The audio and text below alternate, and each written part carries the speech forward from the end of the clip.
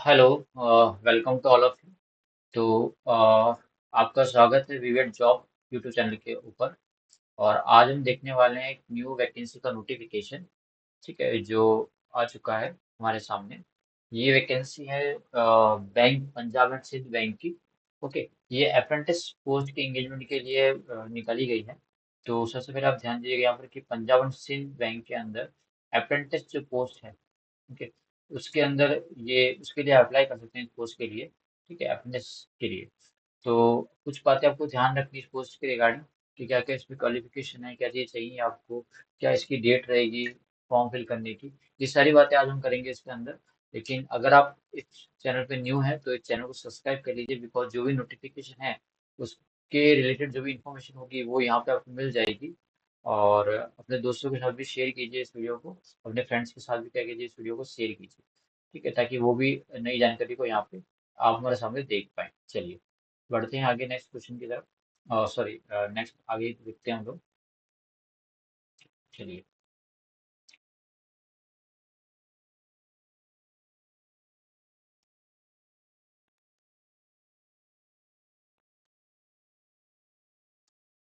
Okay, तो क्या क्या इंपॉर्टेंट चीज़ें हैं हमारे सामने।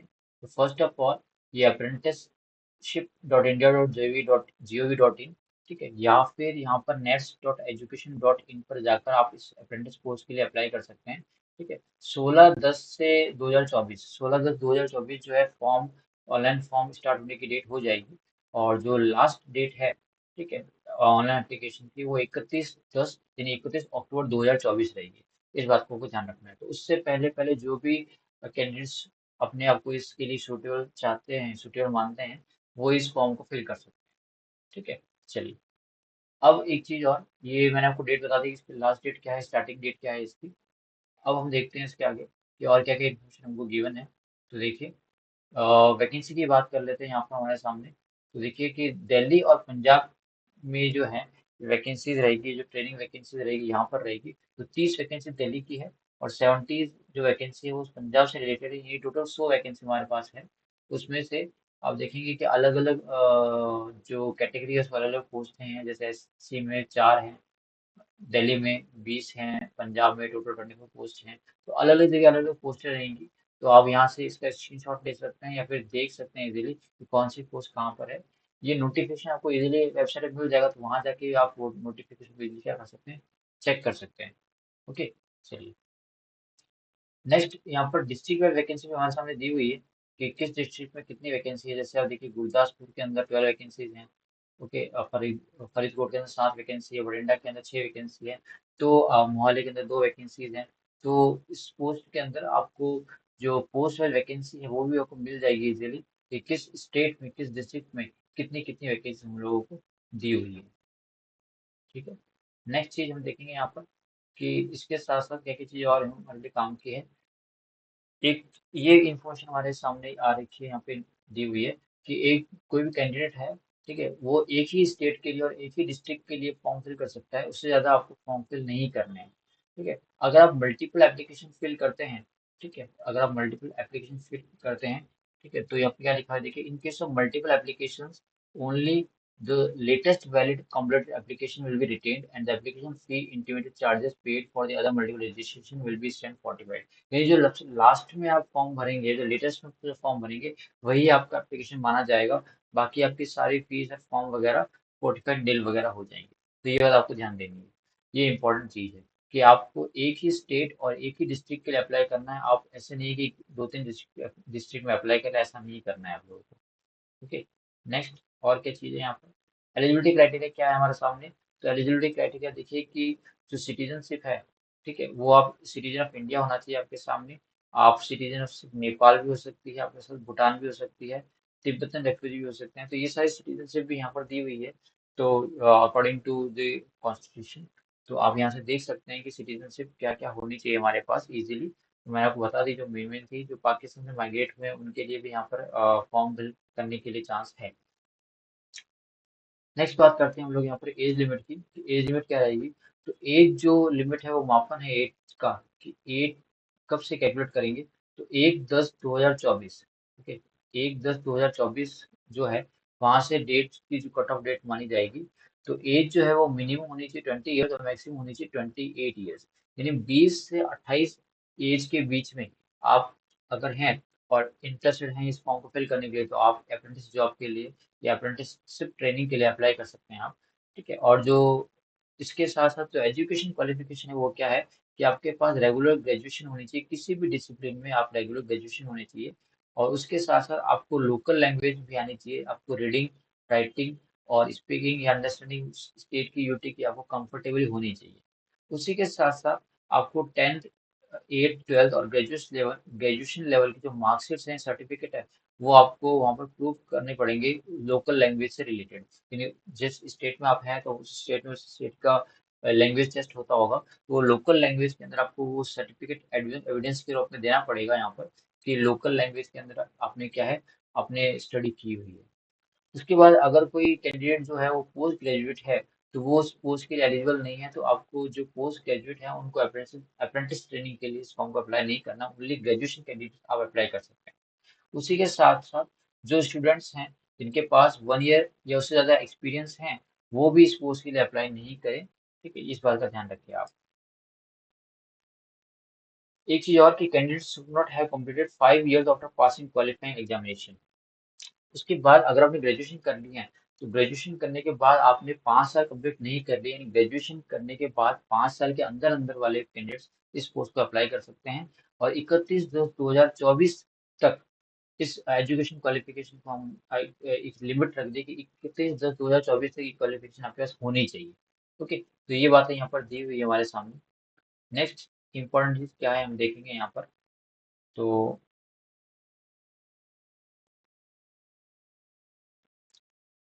और पिछली बार भी मैंने एक फॉर्म बताया था आपको इस तरह का अप्रेंटिस के लिए, I think bank of Maharashtra का था मेरे हिसाब से। तो उसमें भी ये जो सारे पॉइंट्स लगभग थे वो लगभग सिमिलर हैं, तो मैंने डिस्कस किए थे, तो उसमें ज़्यादा एक बार वापस नहीं जा रहा हूँ।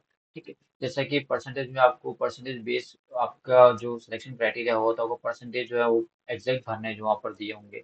उसके बाद एज रिलैक्सेशन देखिए, तो शेड्यूल कास्ट शेड्यूल ट्राइब के लिए 5 ईयर्स का रिलैक्सेशन है। ओबीसी के लिए नॉन क्रिमिनल 3 साल का है। ठीक है। पीवीडी के लिए 10 ईयर्स का एज रिलैक्सेशन है। ठीक है। 1984 राइट्स के लिए 5 ईयर्स का रिलैक्सेशन है। और जो वुमेन है, जो डाइवर्स वुमन है, विमन है, विडोज हैं, उनके लिए 35 ईयर का एज कंसेशन दिया हुआ है। जनरल ईडब्ल्यूएस के लिए 38 दिया हुआ है, ओबीसी के लिए और 40 दिया है एससी एसटी कैंडिडेट्स के लिए। तो इस बात को आपको ध्यान देना है। ठीक है। ये कुछ छूट्स थी आप लोगों के लिए। नेक्स्ट हम बात करेंगे इसके अलावा जो इम्पोर्टेंट हमें लगती है फॉर्म में भरने से पहले आपको जाननी चाहिए। ठीक है। आप एक बार गो थ्रू कर सकते हैं नोटिफिकेशन से, इजीली आपको मिल जाएगा यहाँ पर। ओके, तो बात कर लेते हैं यहाँ पर कि क्या प्रोफाइल रहेगी जो आपके, क्या टर्म्स और कंडीशंस रहेगी। तो देखिए, तो प्रोफाइल, एक मिनट। तो प्रोफाइल क्या रहेगी आपके सामने, जो कैंडिडेट्स हैं उनको अप्रेंटिस, ठीक है, के रूप में उनको एंगेज किया जाएगा। आप इस तरह इसको एक तरह का एम्प्लॉयमेंट ना समझे, एक तरह की ट्रेनिंग है ये आपके लिए। तो will not be treated as employees of the bank, तो आपको बैंक का एम्प्लॉय नहीं समझा जाएगा, आपको अप्रेंटिस समझा जाएगा। ठीक है। और आपको जो बेनिफिट्स वगैरह हैं, वो एम्प्लॉय के बेनिफिट्स वो नहीं दिए जाएंगे। आपको ये जो पीरियड है ट्रेनिंग का वो 12 मंथ्स का रहेगा। और 9,000 पर मंथ आपको स्टाइपेंड मिलेगा इसके अंदर, इस बात का आपको ध्यान रखना है। तो ये एक वैकेंसी है आपके लिए अप्रेंटिस जॉब के लिए, एंगेजमेंट के लिए, तो इसको आपको थोड़ा सा ध्यान देना है।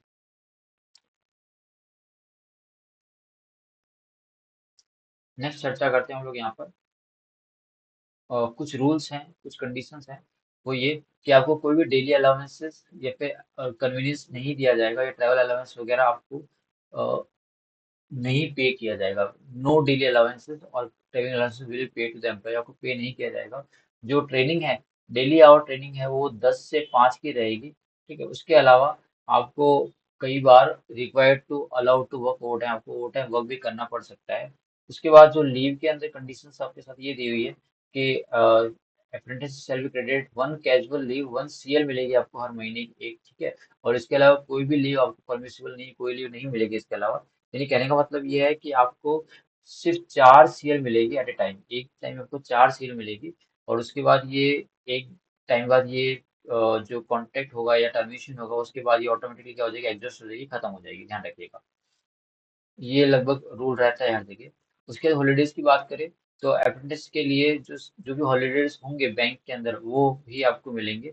उसके अलावा कोई एक्सटर्नल हॉलीडेज वगैरह आपको स्पेशली नहीं दिए जाएंगे यहाँ पर।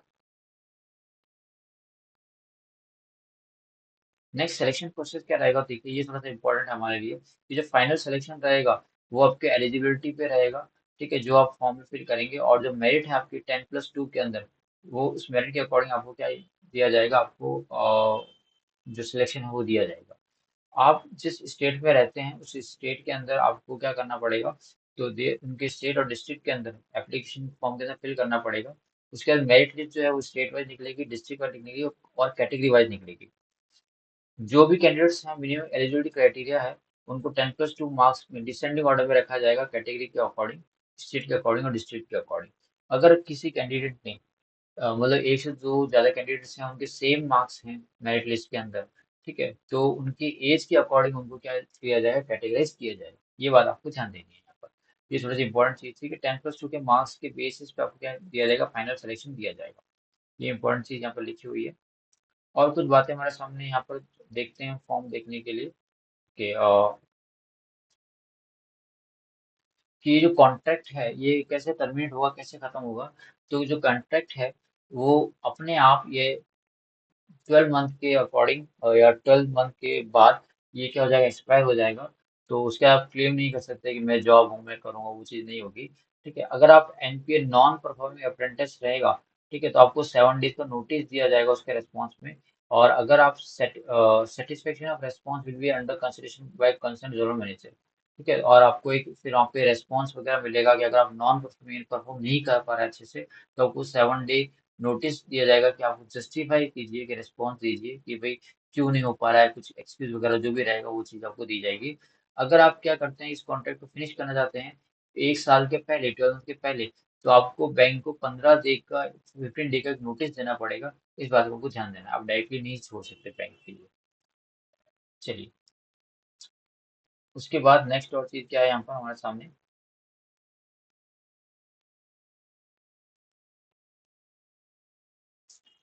एक इम्पॉर्टेंट चीज़ और यहाँ पर ये है कि अगर आप क्या कर रहे हैं कि यहाँ पर अगर अप्रेंटिस में अप्लाई कर रहे हैं, तो आप कहीं और इंगेज नहीं हो सकते, किसी और सर्विस में कहीं और जॉब आप नहीं कर सकते, फुल टाइम आपको यही पूरा देना पड़ेगा, इस बात को ध्यान रखिएगा।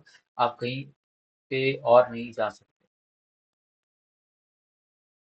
उसके अलावा कुछ और जनरल रूल्स दिए हुए हैं, आप एक बार नोटिफिकेशन डाउनलोड करके इसको पढ़ सकते हैं इजीली। और अगर आप चाहें तो मैं इसको अच्छे से वापस एक्सप्लेन करूँ कि कुछ रूल्स वगैरह हैं जो यहाँ ऊपर दिए हुए हैं, वो मैं आपको समझाऊँ अच्छे से, वापस पूरा एक्सप्लेन करूँ वन बाय वन, तो मैं इसको एक्सप्लेन कर दूंगा एक वीडियो के अंदर, अगर आप कमेंट सेक्शन में करके इसमें को बताएंगे तो। बाकी आई थिंक मेरे हिसाब से कुछ ऐसा है नहीं, ये टर्म्स एंड कंडीशंस हैं जो आप एम्प्लॉयमेंट कहीं पे लेते हैं तो आपको कुछ कंडीशंस होती है, टर्म्स एंड कंडीशन, वो आपको देखनी पड़ती है। तो वही सारी बातें दी हुई है, अगर ये आपको सूटेबल है तो ही आप अप्लाई करें, नहीं है तो आप उसमें अप्लाई करने के लिए इतनी माथापच्ची करने की जरूरत नहीं है आपको। नेक्स्ट हम बात करते हैं एप्लीकेशन फीस की, जो नॉन रिफंडेबल है। ये SC ST और PWD के लिए 100 रुपये है रहेगा। ठीक है, प्लस टैक्सेस जो और गेटवे चार्जेस।